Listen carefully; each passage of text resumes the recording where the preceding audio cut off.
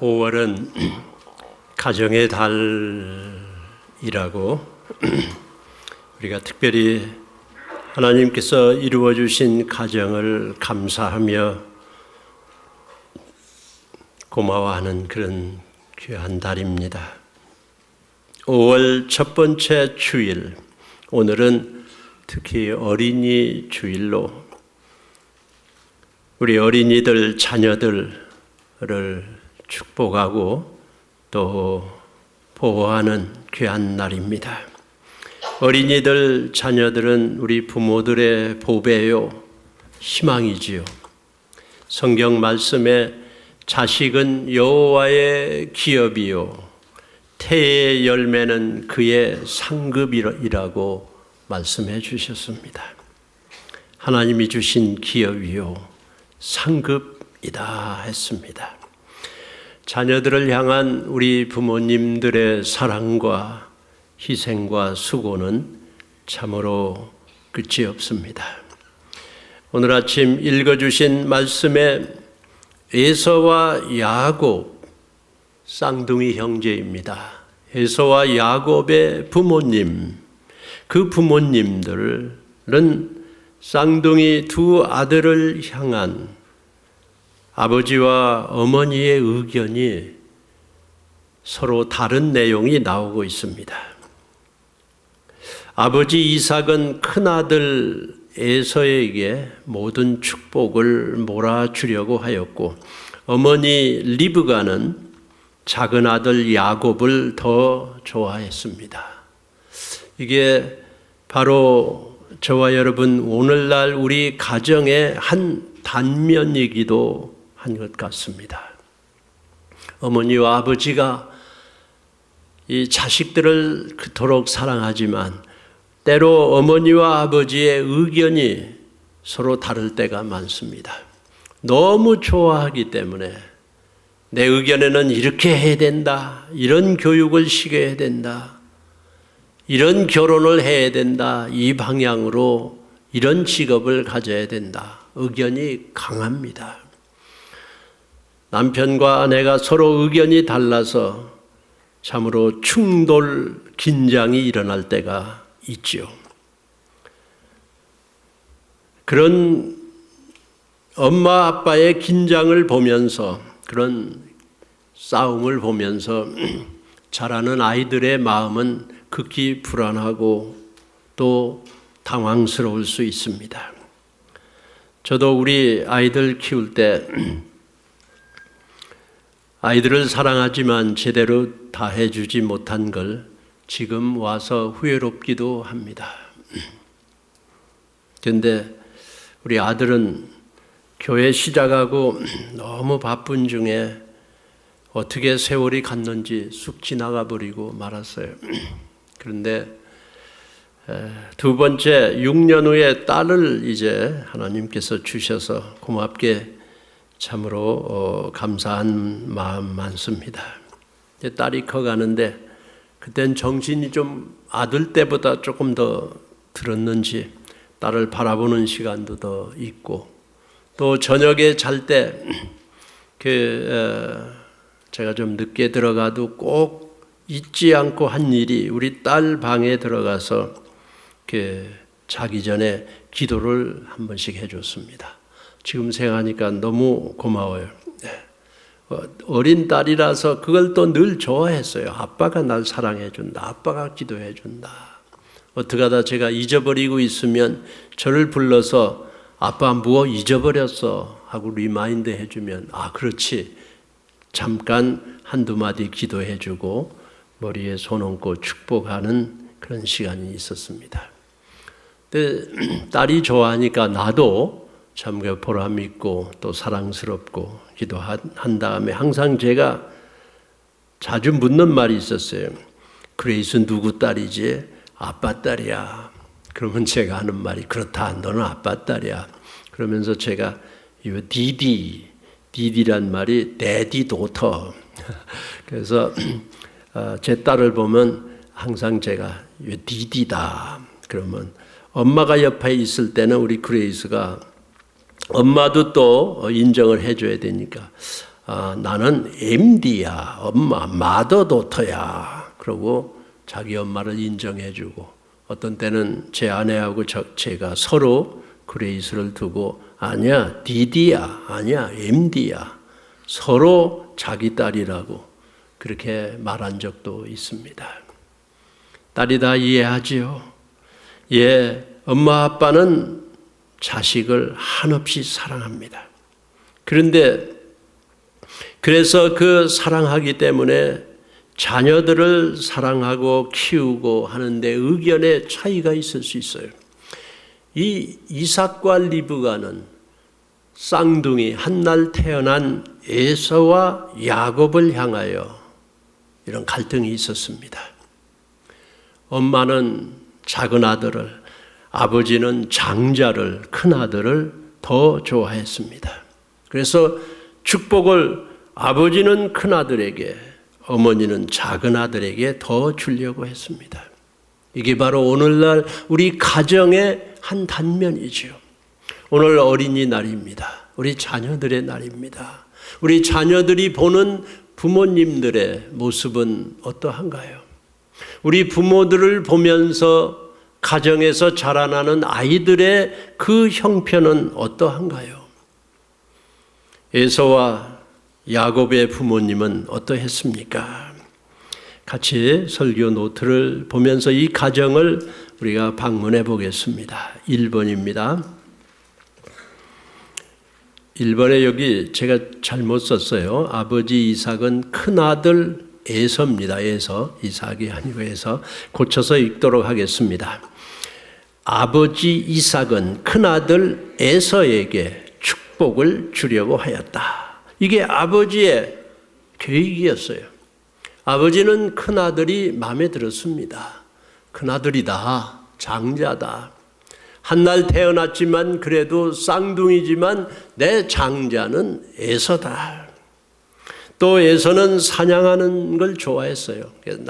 사냥을 해서 늘 아버지에게 그 남자다운 모습을 보일 뿐만 아니라 사냥해서 잡아온 짐승들로 아버지 좋아하시는 별미를 늘 해드렸습니다. 아버지 이삭은 큰아들이 든든해 보였습니다. 너다. 네가 우리 가정을 책임져야지. 축복은 너에게 갈 거야. 하고 맘먹고 있었습니다. 그런 낌새를 잘 알고 있던 이삭의 아내 레베카는 자기 남편의 그런 게 영 마음에 들지 않았습니다. 큰아들은 늘 들로 밖으로 뛰어다니며 자기 가족, 자기 종족, 하나님의 백성 중에서 아내를 구하지 아니하고 다른 나라 민족 사람하고 결혼했다 해서 그것도 시어머니의 마음에 들지 않았습니다. 장남 이삭은 어쩐지 불안해 보였습니다. 어머니는 그 장남에게 모든 게 돌아가는 게 있을 수 없는 일이라고 생각했어요. 야곱이다, 둘째 아들이다, 늘 가정에 있고 가까이 있고 자세하고 어쩌면 좀 여성스러운 실수가 적은 야곱이 더 마음에 들었습니다. 그래서 어머니는 야곱을, 둘째 아들을 싸고 들고 아버지 남편 이삭은 큰아들 에서에게 모든 걸 주려고 했어요. 가끔 싸웠을 것입니다. 남편 이삭은 말은 안 하고 있지만 에서에게, 큰아들에게 다 물려줘야 되겠다고 마음을 단단히 먹고 있었죠. 그러나 이삭, 이 사람은 자기 주장을 끝까지 많이 피기보다 늘 한 발짝 물러서서 져주기도 하는 그런 성격의 사람이었던 것 같습니다. 무슨 일이 있어도 금방 딱 결정을 이루고 밀고 나가 실천하기보다는 조금 기다리는 사람, 남한테 지더라도 그저 평화로운 게 좋다고 생각하는 그런 어떤 면에서 유약한 모습의 아버지요 남편이었던 것 같습니다. 자연스럽게 그의 아내 에서와 야곱의 어머니 이삭의 아내 어머니 레베카는 아무래도 남편이 에서에게 마음이 간 것 같아서 걱정 근심을 하고 늘 귀에 있을 때마다 에서는 안 됩니다. 장남은 아니요. 아무래도 야곱이 좋겠다고 이래저래 돌려서 남편의 마음을 돌려보려고 노력을 많이 하고 있지만 이삭은 별말이 없습니다. 그러고는 가끔 말다툼을 했을 거예요. 여보, 이러다가 그냥 장남한테 다 주려고 하는 거 아니에요? 이삭 남편은 거기에 대해서 분명한 결정도 말하지 아니하고 시간이 자꾸 흘러가고 있습니다. 그런데 아니나 다를까 어느 날 아버지 이삭이 장남을 불러들였습니다. 그리고는 그 아들에게 계획을 말합니다. 야, 이제 내가 죽을 때가 다 됐다. 눈도 잘 안 보인다. 이제는 모든 축복을 너한테 다 몰아주고 난 이제 갈 날이 얼마 남지 않았다. 그러니 에서야, 넌 가서 사냥해가지고 짐승을 잡아서 별미를 만들어서 나에게 가져와라. 그럼 내가 먹고, 그때 당시 축복하는 방법이었습니다. 먹고 너에게 모든 축복을, 아버지의 축복을, 이 가정의 축복을 다 몰아주겠다. 축복하겠다. 그렇게 선언했습니다. 사냥하여 별미를 가져오라. 그런데 우연이었었는지 아니면 의도적으로 했는지 불안해서 늘 자기 남편 이삭이 아들에게 무엇을 해주는가 하고 눈여겨보고 있던 이 리브가가 그 모든 소리를 다 들었습니다. 성경에는 엿들었다 그랬어요. 아마 가서 의도적으로 들은 것 같습니다. 이 어머니 리브가는 거기에 동의할 수 없었습니다. 이래서는 안 된다. 이러면 우리 가정도 망하고, 그리고 저 장남 에서가 어떻게 전혀 예측할 수 없는 아들이고 벌써 보면은 앞날이 보이는데 이래서는 안 된다고 자기 둘째 아들 야곱을 더 좋아하는 리브가는 야곱을 이제 내세우기 시작합니다. 그게 바로 우리 이야기의 두 번째 내용입니다. 2번 같이 읽어보도록 하겠습니다. 2. 어머니 리브가는 작은 아들 야곱을 더 좋아했다. 그래서 아버지가 에서에게 축복하려는 계획을 작은 아들 야곱에게 엄마가 다 알려줬어요. 야, 네 아버지가 이제 자기 정신이 아니다 지금. 죽을 날이 얼마 남지 않았다고 하면서 눈도 안 보인다고 하면서 네 형 에서에게 모든 축복을 다 몰아서 다 건네줘 버리고 만다 그런다. 하나님의 축복을 에서에게 다 주려고 그런다. 하나님이라는 걸 이 리브가가 붙였어요. 이거 중요한 일이다고 막 작은 아들을 채우치면서 이 아들에게 그걸 주입시켰어요. 작은 아들 야곱에게 아버지가 형에게 주겠다고 하는 그 축복이 이런 내용이다. 네가 차지해야 된다. 남편이 한 선언을 중간에 가로채가지고 작은 아들한테 주겠다고 했습니다. 그러면서 어머니가 야곱 둘째 아들에게 말한다. 너 빨리 가서 형은 저 사냥하러 가면 며칠 걸려야 된다. 그리고 네 형이 만들어봤자 내가 만드는 거 다 거기에 뭐 경쟁할 수 있냐? 내가 만들면 기가 막히게 만들 테니까 빨리 가서 염소 2마리를, 형은 뭐 1마리 잡아올지도 모르는데 2마리를 잡아와라. 2마리라고 써있어요. 2마리를 잡아다가 가축이니까 금방이죠. 뭐 옆에 있는 거 갖다 놓고 어머니 리브가가 최대한으로 맛있게 만들어서 야곱에게 줬습니다. 야곱이 두려웠어요. 아니 우리 아버지가 나 축복받겠다고 들어가면 형한테 준다고 하는 축복을 내가 받는다고 오히려 저주받고 나올 텐데요. 형하고 나를 아버지가 눈이 어두워 잘 못 보더라도 내 목소리도 다르고 나를 알아볼 텐데요. 아니다. 어머니가 그냥 형 에서의 옷을 갖다 입혔어요. 야곱한테. 그리고 짐승 털을 여기저기 막 붙였어요.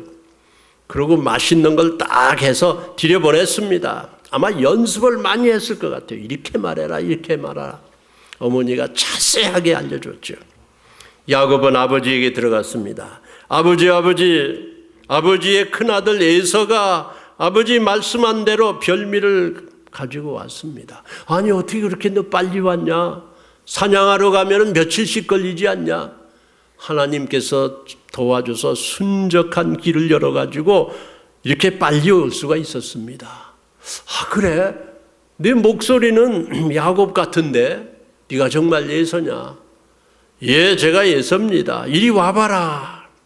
그러니까 결국 그 아버지가 작은 아들 야곱을 큰아들 대신 큰아들에게 주고자 했던 그 축복을 다 작은 아들에게 축복합니다. 그 내용이 오늘 읽은 그 다음 스토리에 계속 나오고 있습니다. 3번이에요. 3번 읽습니다. 3번.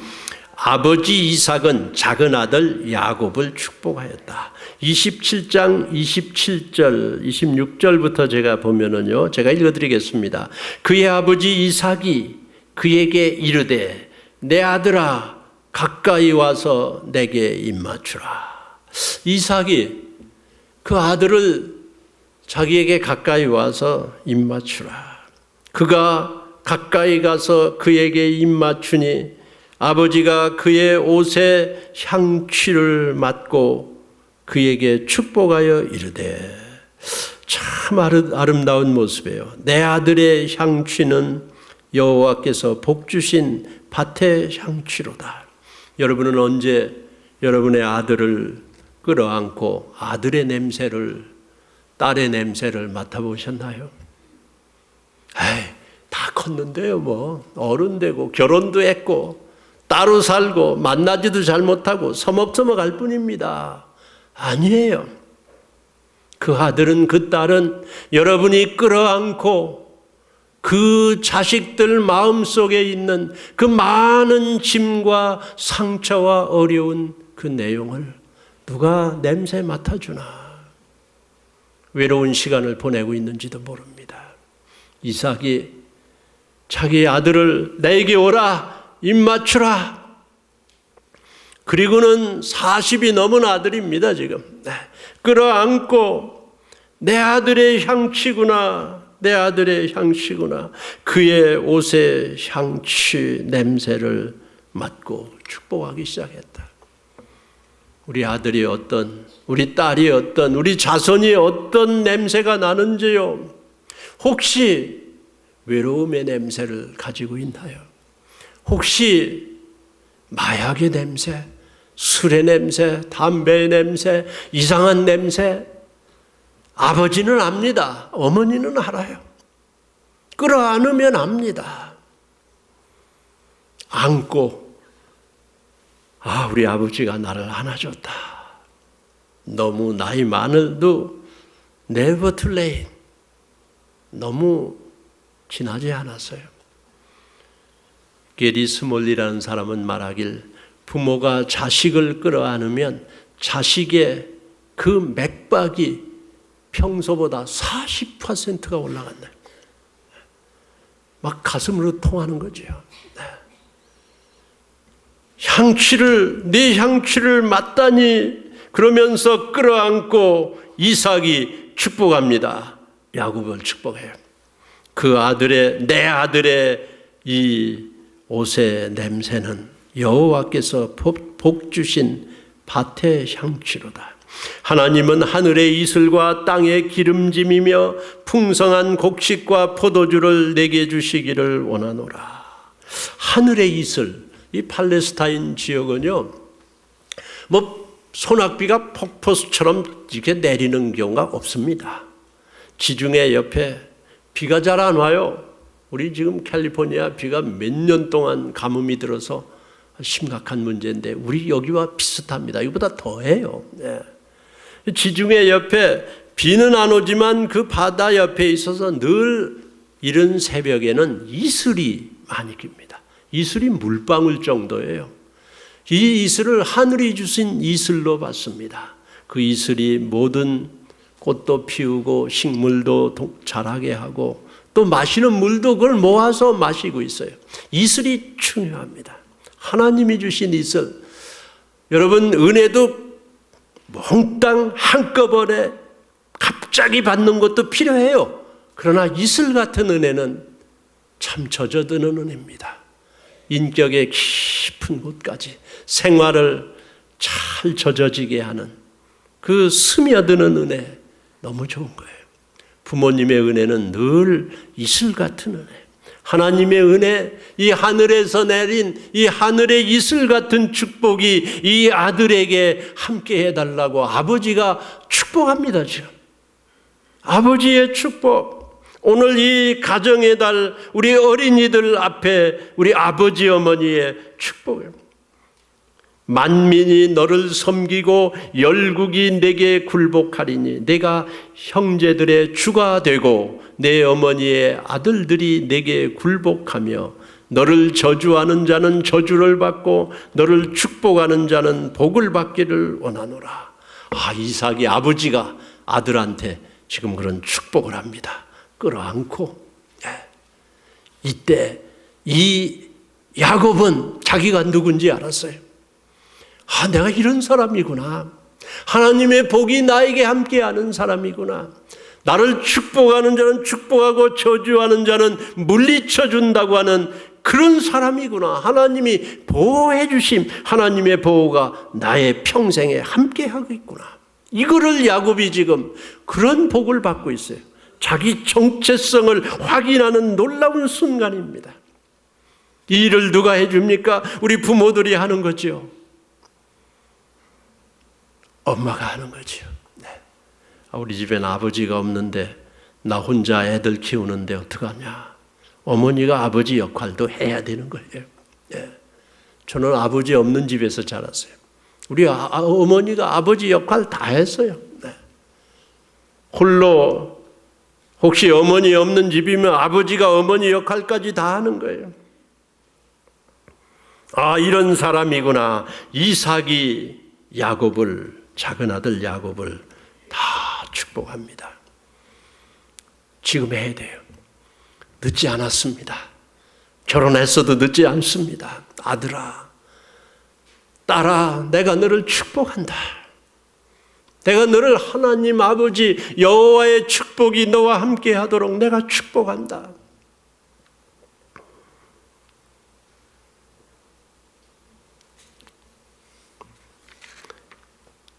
큰아들 에서가 돌아왔습니다. 그리고 자기도 축복을 달라고 부르짖습니다. 사냥을 해가지고 돌아오니까 이제 정성을 다 했겠죠. 다른 때보다 더 시간이 많이 걸렸을 거예요. 잘 만들어서 아버지한테 들어갔습니다. 근데 아버지가 아버지의 큰아들 에서가 여기 왔습니다. 이거 잡수시고 날 축복해 주세요. 아버지가 무슨 소리냐? 네가 누구냐? 난 지금 축복을 했는데. 아니, 그럼 누가 와서 네 축복을 가져갔단 말이냐?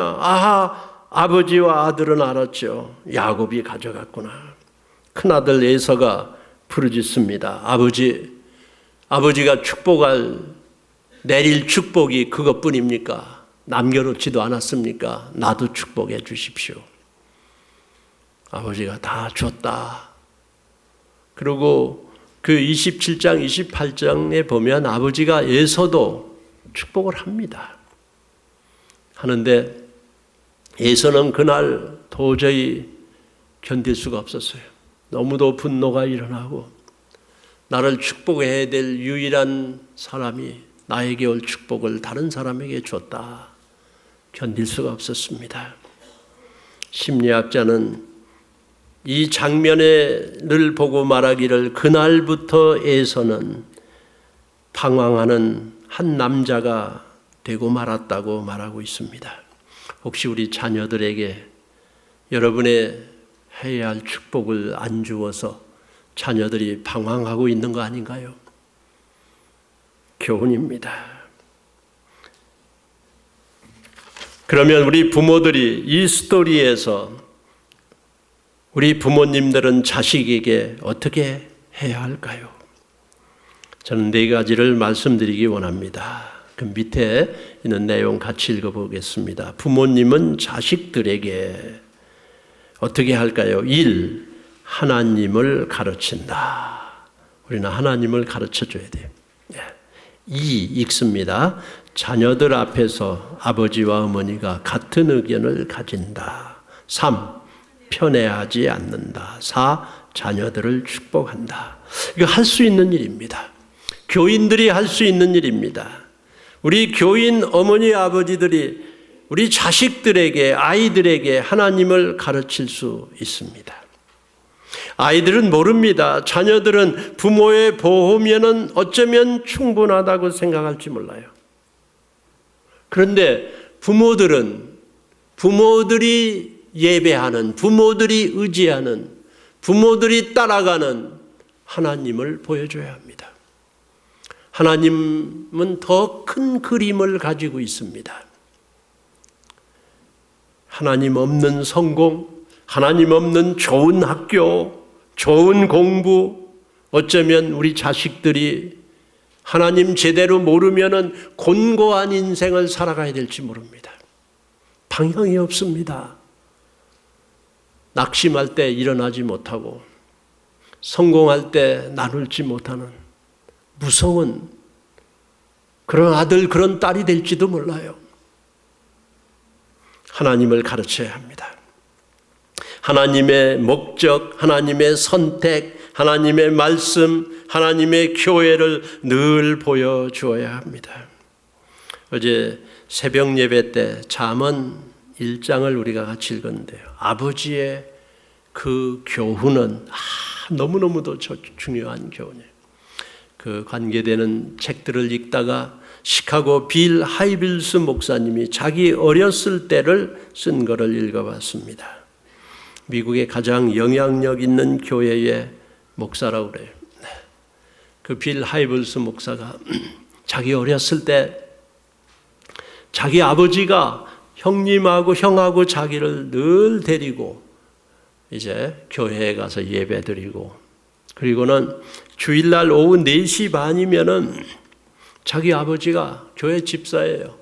키가 180, 190에 가까운 그런 장대한 사람이에요.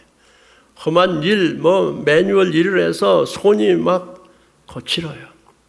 그런 어렵게 사는 아버지가 일주일 내내 일하고 주일이면 교회를 옷을 차려입고 가시면 두 아들을 데리고 가요. 근데 예배 드리고 집에 왔다가 오후 4시 반에는 늘 두 아들을, 빌 하이블스가 아버지를 따라서 간 곳은 그 동네에 있는 정신적으로 문제 있는 여자들을 모아서 돌보는 그런 장소가 있었다고 합니다. 정신장애죠. 네. 다 자기 정신이 아닌 거예요. 거기에 몇십 명이 있는데 아버지가 가서 그 앞에 서서 찬송을 하면 누구도 따라하는 사람도 없고 희죽희죽 웃고, 그런데 아버지가 하는 걸 바라보면서 좋아하고, 그리고 성경을 읽어도 다 이해도 못하겠지만 성경을 읽는다 하는 걸 사람들이 알고, 그리고 한 20-30분의 그 순서가 끝나면 그 여자분들이 다 자기 정신이 아닌 거죠. 와서 고맙다고 제대로 표현도 다 정확하게 안 하고 못하는 여자들이 와 자기 아버지의 얼굴에 입을 맞춰주고 어깨에 매달려서 고맙다 그러고, 아버지가 그들을 이렇게 품어주고 격려해주고 다 인사하고, 그 다음 주에 또 가면 제자 훈련이 되는 것도 아니고 변화가 나타나는 것도 아닌데 아버지는 몇십 년을 계속 그 일을 하는 거예요. 그거를 보면서 빌 하이블스 마음에 우리 아버지는 지식이 있게 가르치고 이런 분은 아니지만 하나님의 사랑을 실천하는 분이다.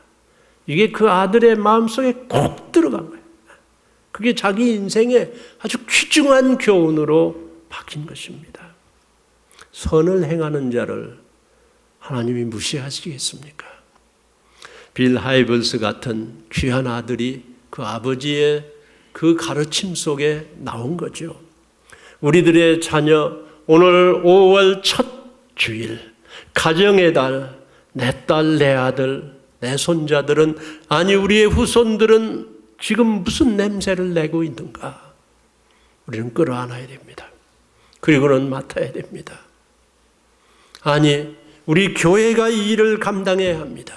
내 자식만 무조건적인 사랑으로, 엄마의 사랑으로, 아버지의 사랑으로 끝없이 마구 사랑하는 것보다 하나님의 사랑은 더 귀한 것입니다.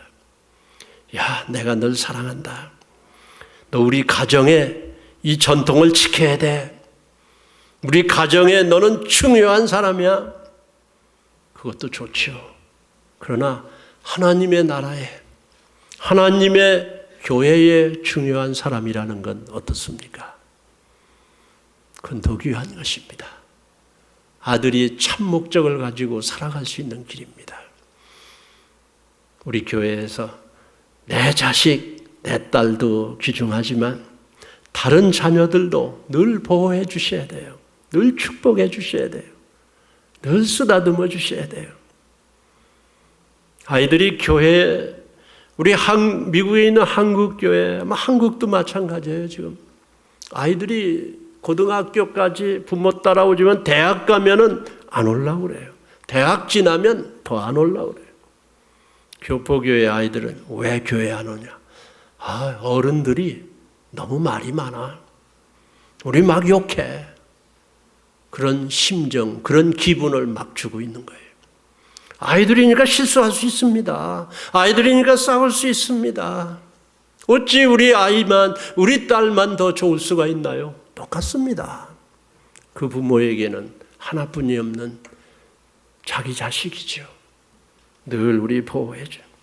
하나님을 가르친다. 교회를 가르친다. 이게 바로 우리 부모님들이 자식들에게 할 수 있는. 리브가가 왜 야곱을 그렇게 사랑하고 하는데 왜 자기 남편하고 이런 얘기를 더 못했을까? 여보 알잖아. 얘들이 쌍둥이로 태어날 때 하나님께서 주신 약속이 있었잖아. 이 아들이 저 아들을 섬겨야 될 텐데 바로 둘째 아들에게 복이 가야 된다고 하는 걸 하나님이 주신 가르침이잖아. 왜 그런 영적 대화를 나누지 않았을까? 왜 침묵으로 그들은 삶을 진행시켰을까? 참 안타깝습니다. 하나님을 가르치는 거죠. 교회를 가르치는 거죠. 자녀들 앞에서 아버지와 어머니가 같은 의견을 가져야 되는데 대화가 없었어요. 네, 대화가 없었어요. 결혼하겠다고 어떤 부부가 지난주에 저 상담을 했습니다. 9월 26일 날 결혼하는데 뭐 이런 가르치는 책이나 뭐 그런 거 코스 있습니까? 나한테 와서 배워라. 지금 멀리 사는데요. 그럼 우리 이메일로 하자. 근데 너무너무 아름다워요. 너무 잘할 것 같아. 젊은 그 청년 남녀 뭐 얼마나 이야기를 자연스럽게 잘하는지 부러워요. 네. 열린 마음으로 막 얘기하고 또 여자가 말하는 거 다 들어주고 존경해주고 허용하고. 왜 자녀들 앞에서 어머니와 아버지의 다른 의견이 이렇게 합해지는 아름다운 토론되는 그런 의견이 존중되는 모습으로 우리 아이들에게 보여지지 못할까? 엄마 아빠가 사랑을 나누는 게 가장 좋은 가정교육입니다. 엄마 아빠가 의견을 나누는 게 그 딸의 마음 속에는 나도 이 다음에 남편의 의견을 존중하고 이렇게 해야 되겠다. 편애하지 않는다. 가족 구성원에도 질서가 있는 것인데 무너뜨리고 자녀를 동등히 대해주지 않는다고 하는 건 자녀들 간에 싸움 붙이는 거죠. 네. 여자 남자 할 것 없죠. 우리 부모들은 똑같이 모든 걸 똑같이 나누어 줘야 합니다. 유산도 마찬가지, 사랑도 마찬가지. 그 뭐 얼마나 많겠습니까? 그러나 자식들의 관계가 깨져요. 편애를 하면. 자녀들을 축복한다. 늘 축복하는 그런 창조적인 생각을 하셔야 돼요. 어떻게 축복할까? 어떻게 축복할까? 무엇으로 우리 아들의, 우리 딸의 자존감을 더 높여줄까? 그 눈이 안 보이는 시각장애인 강영우 박사가 우리 교회도 왔었죠. 돌아가셨습니다마는 미국에 와서 박사가 되고 성공한 사람이죠. 자기 아들 진석이, 큰아들이 태어났을 때 영특하고 공부를 잘하는데 혹시 봉사아들이라고 저 열등의식이 있을까? 남보다 더 열심히 가르치는데 유명한 사립학교를 갔는데 거기서도 또 무슨 우등반이 따로 있는 학급이 있는 모양이에요. 거기 시험 봐서 들어가야 되는데 공부는 충분히 되는데 1학년 때도 떨어지고 2학년 때도 시험을 봤는데 못 들어가고 3학년 연거푸 떨어지는 거예요. 아버지가 너무너무 마음이 아팠습니다. 어떻게 이 아들이 그런 거를 다 간과하고 자기의 삶을 추스려 나가는 그런 힘 있는 아들이 될까? 그러다가 생각해 난 게 그 아들의 생일이 4월 23일이랍니다. 그래서 자기가 막 자료를 찾았대요. 4월 23일 날 태어난 유명한 사람들 막 이름을 다 찾아가지고 아들한테 진서가 야, 네 생일이 4월 23일 날 이제 돌아오지? 예, 4월 23일 날 이날은 참 축복된 날이다. 이날은 아주 기가 막힌 날이다.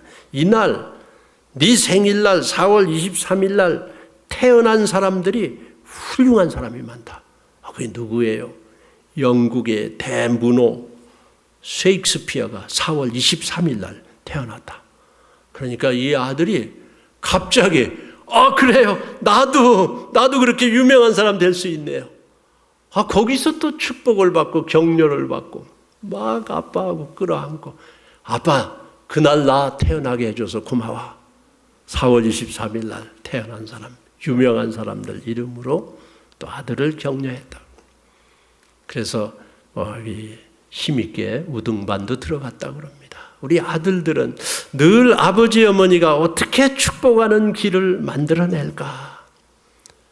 시간이 빨리 가고 있습니다. 이번 5월에 우리 가정들에게 준 이 자녀들, 앞으로 또 우리 가정에 주실 자녀들을 생각하며 여호와 하나님의 축복이 우리 자손들에게 그대로 공평하게 몰아서 하나도 빠짐없이 다 이어지고 우리 교회에 속한 자녀들이 참으로 하나님의 말씀과 훈계와 축복 가운데 성장하는 귀한 가정, 귀한 우리 모두들이 될 수 있기를 예수님의 이름으로 축원합니다.